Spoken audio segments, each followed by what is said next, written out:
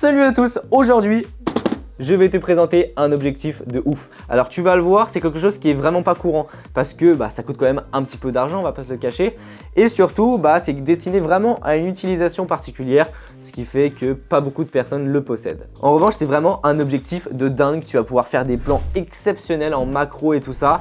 Et c'est pour cela qu'il est très utilisé dans la réalisation de pubs, par exemple pour des publicités de soda, de fruits, etc. Enfin, quand tu regardes les making-of, c'est souvent avec cet objectif-là que c'est réalisé. C'est un produit qui est unique dans le sens où il n'existe que deux modèles proposés par la même marque, Laowa. Alors ici, j'ai la version entre guillemets classique et puis il y a une seconde version qui coûte tout simplement le double, donc il me semble qu'on est aux alentours des 3200 €, un truc comme ça. Mais par contre, c'est vrai qu'elle est plus avancée puisqu'on va avoir un périscope avec des LED à 90, etc.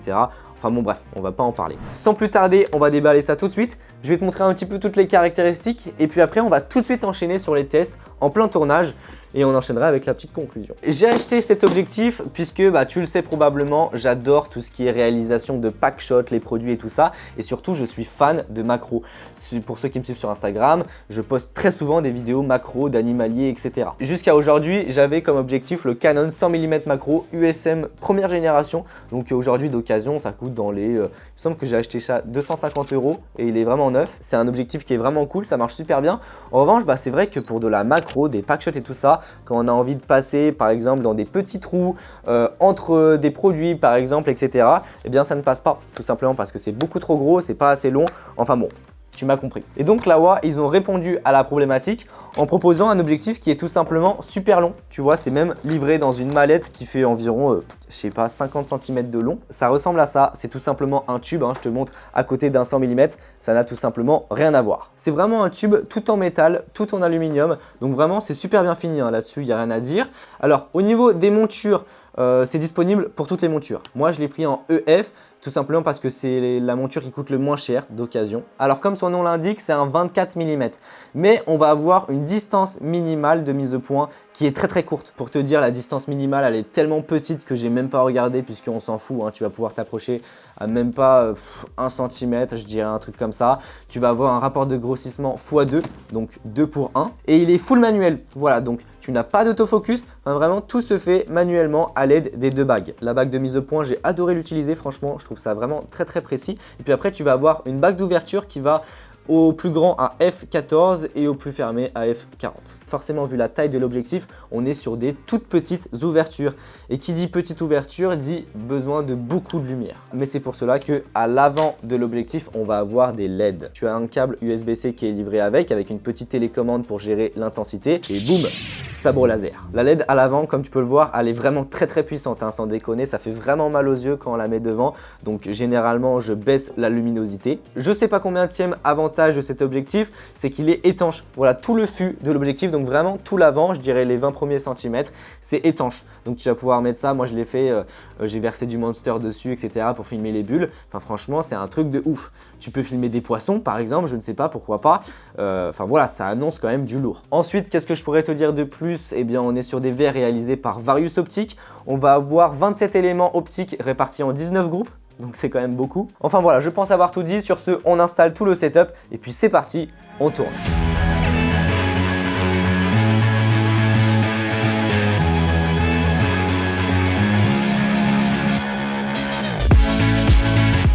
Bon allez, on est parti, le setup est partiellement installé. Je suis en compagnie de Nathan qui est derrière la caméra et qui va m'aider à réaliser les différentes vidéos, à installer les setups, etc.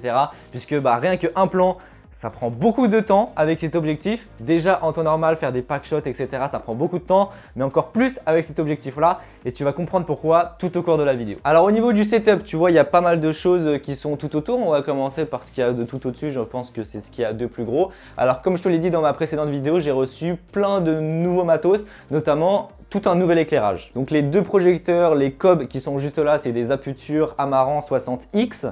Donc elles sont dimmables et puis on peut changer la température de couleur.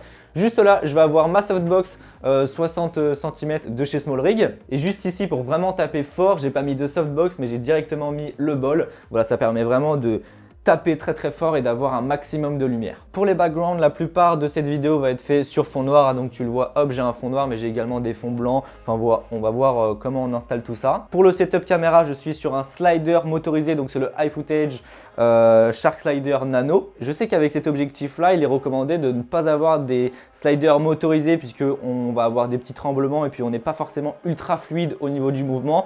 Moi personnellement, je trouve que c'est plutôt pas mal. C'est vrai que ce slider là, il est vraiment fluide même avec l'engagement sur le moteur. Donc effectivement, forcément, on va avoir des tremblements, mais ça va, c'est raisonnable et ça se corrige très bien en post-prod. Sur mon boîtier, je vais avoir le Holyland Mars 400S Pro qui me permet finalement d'avoir un retour en direct sur un écran externe.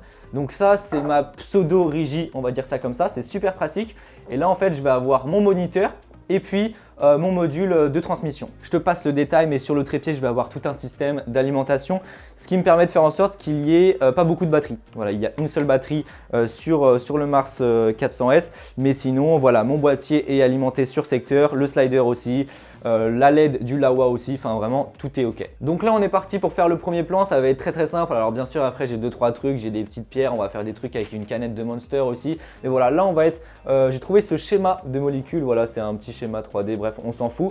Et ce qui va être intéressant c'est en fait passer entre les noyaux, je crois que ça s'appelle comme ça, voilà, on peut passer dans la structure avec l'objectif et ça permettra de commencer à s'entraîner. Mais juste avant de commencer à filmer, de tout allumer, il y a 2-3 trucs qui sont vraiment indispensables. Déjà de base, quand on fait de la macro, des packshots et tout ça, c'est très important, mais encore plus avec cet objectif-là, puisqu'on va filmer à des très petites ouvertures, puis on va s'approcher à quelques centimètres, même pas des objets, donc c'est important que tout soit propre. À avoir sur soi quand on fait des packshots, de la macro et tout ça, c'est vraiment indispensable déjà. Un petit chiffon microfibre pour pouvoir nettoyer les surfaces, un petit vaporisateur, voilà, ça va permettre de mettre des gouttelettes d'eau sur certains produits, c'est super intéressant. Ça, juste là, ça coûte vraiment une blinde, je l'ai acheté exprès pour pouvoir filmer avec cet objectif-là. C'est tout simplement un spray anti-reflet. C'est très utilisé à la télé pour faire de la pub et tout ça, puisque quand on va filmer des verres, des surfaces qui sont réfléchissantes, et bien forcément on va avoir le reflet des lights et différents reflets de notre pièce. Et donc ça c'est un anti-reflet, c'est tout simplement quelque chose qui va matifier la surface. Ça coûte une blinde, voilà, ça c'est 30 €. Dernière chose à faire une fois que les surfaces sont nettoyées, c'est bien sûr de nettoyer le capteur de ta caméra. Pourquoi? Eh bien en fait, même si ton capteur il a beau être nickel à première vue, en réalité tu as quand même des poussières qui sont dessus. Moi avec mon Sony A7 IV, j'ai même le rideau qui se ferme, donc vraiment le capteur n'est jamais à nu. Mais pourtant, tu vas avoir des micro-poussières et ces poussières-là, eh bien on les voit quand même. Alors, tu n'es pas obligé de faire un nettoyage capteur complet, donc avec liquide, tout ça, double raclette. Là, tu as juste besoin de passer vite fait un petit coup de raclette, juste histoire d'enlever les micro-poussières. Et puis après, on est bon. On a tout préparé pour le premier plan.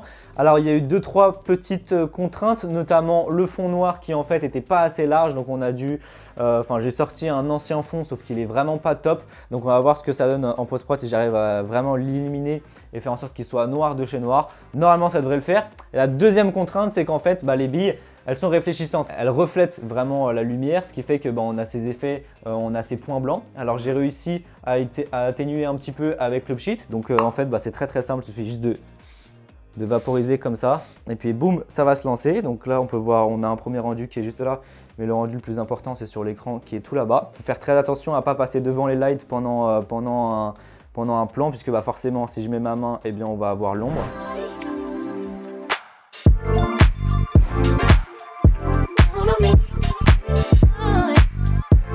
Bon alors là on est en pleine installation, c'est un plan qui va être vraiment sympa.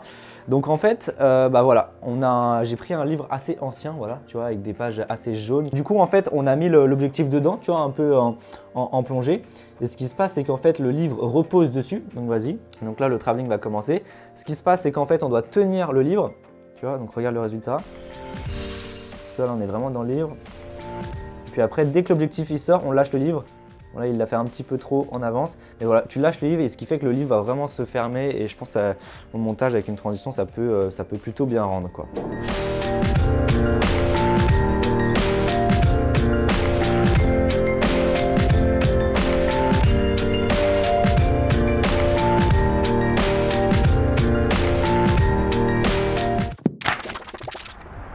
On On est parti pour la vidéo de la canette de Monster. Donc déjà, première étape, il va falloir le nettoyer puisque forcément on a des traces de doigts, on a de la poussière. Et donc pour cela, forcément, chiffon, les gants, puisque forcément, si tu veux tenir la canette et en même temps la nettoyer, tu vas laisser des traces de doigts. Donc l'idéal, c'est de faire ça avec les gants. Comme ça, tu es sûr que c'est nickel. Après, ce qu'on va faire, puisque comme tu peux voir, ça réfléchit dans tous les sens, on va mettre de l'anti-reflet. Et une fois qu'on aura fait ça, on va mettre de l'eau, voilà, on va vaporiser de l'eau pour que, en plus elle est fraîche, donc normalement ça devrait bien marcher. Et puis on va filmer les gouttes qui coulent de la canette en macro, on va voir ce que ça donne. Et ça, c'est une canette qui a été matifiée et ça, c'en est une qui n'a pas du tout été matifiée. Donc tu vois, il y a une grosse différence au niveau des reflets et de la couleur de la canette en elle-même. Et ce qu'on va faire, c'est qu'on va vaporiser de l'eau. Ce que j'ai envie de faire, c'est qu'on voit bien les gouttes d'eau qui dégoulinent sur la canette. Ça, c'est dans ma tête, dans mon idée. Après, j'espère que ça va rendre comme dans ma tête. Mais voilà. Donc du coup, ce qu'on va faire, c'est pas la première fois que je le fais. C'est en fait de mettre la caméra en fixe. Voilà. Et c'est en fait l'objet en lui-même qui va bouger. Donc du coup, là, j'utilise mon slider. Donc le slider, voilà, en fait lui il va pas bouger au niveau du travelling. Parfois je le fais sur certains produits, mais là on va vraiment juste utiliser la rotation, puisque l'avantage de ce slider là, c'est qu'on a l'axe panoramique. Donc comme tu peux voir, la canette elle va bouger et tu le vois sur le rendu qui est juste là.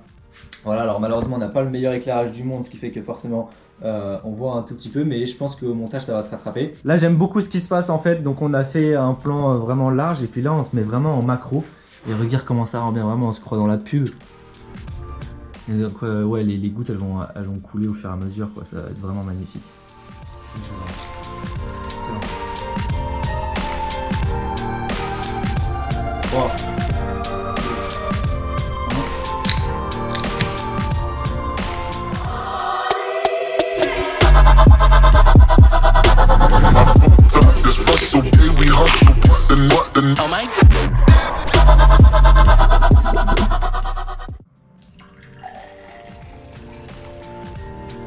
On est parti maintenant sur un nouveau plan. J'ai pris tout simplement des maquettes de bateaux qui sont juste là. On a plein de petits détails. On a des mâts, enfin bref, il y a plein de choses. Et je me suis dit que ça pouvait être super intéressant voilà, de positionner ces bateaux. Je sais pas encore comment. Et puis après passer avec l'objectif très proche des objets. On aura vraiment cette impression d'immensité. Et c'est ça l'avantage de cet objectif aussi, c'est que comme il est hyper fin, quand tu vas passer à côté d'objets, eh bien le monde extérieur paraît vraiment énorme. On va mettre un pétard dedans, oh bam, il explose. Comme ça peut être marrant ça. Mais pas là, mais pas avec ces maquettes là. Mais c'est vrai qu'à mettre un pétard dans une maquette, passer à côté, boum, ça explose, ça peut être vraiment stylé ça. On peut mettre de la fumée aussi. J'ai branché la machine à fumer, on va faire ça tout de suite. Bon allez, le setup est installé. Alors en vrai, ça a pris quoi, 20 minutes, voilà, le temps de tout installer, etc. Et de trouver quel light irait mieux. Voilà. On n'a pas encore fait les premiers enregistrements, mais là ça va pas tarder. De ce qu'on a vu pour l'instant, on aime bien. Pour l'instant c'est pas mal. J'ai branché mon retour HL directement sur mon écran 32 pouces, comme ça on a réellement une télé de retour. Donc ça c'est vraiment trop bien. Comme ça tout le monde peut voir, enfin on voit bien en détail, etc. Le seul problème c'est que c'est pas un moniteur, donc voilà, t'as pas d'assistance, picking, machin. Donc du coup on a mis la machine à fumer qui est juste là. Voilà, et en fait la machine à fumer est positionnée de manière à ce que ça vaporise derrière le premier bateau. Et ce qui se passe, c'est que c'est un plan qu'on va filmer en reverse, c'est-à-dire que notre point B va être notre point A ensuite au montage. Donc on va inverser le plan. Et ce qui se passe, c'est qu'en fait, donc du coup on va être là, on va découvrir les bateaux au fur et à mesure, et puis après on va passer derrière, on va passer dans le mât qui est juste là. Et ce qui se passe, c'est qu'en fait, on sort du nuage de fumée. Voilà, on sort du nuage de fumée. Alors d'ailleurs le trépied, comme il est dans le champ, tu le vois, il est juste là. Et bien en fait je lui ai mis tout simplement un pull noir. Voilà, avec des pinces j'ai attaché un pull noir sur le pied, ce qui fait que il est dans le champ mais on ne le voit pas. Et donc là je suis à F32, donc pour te dire la quantité de lumière qu'il faut. Déjà à F14 il faut pas mal de lumière là, mais à F32 voilà, c'est quand même assez balèze.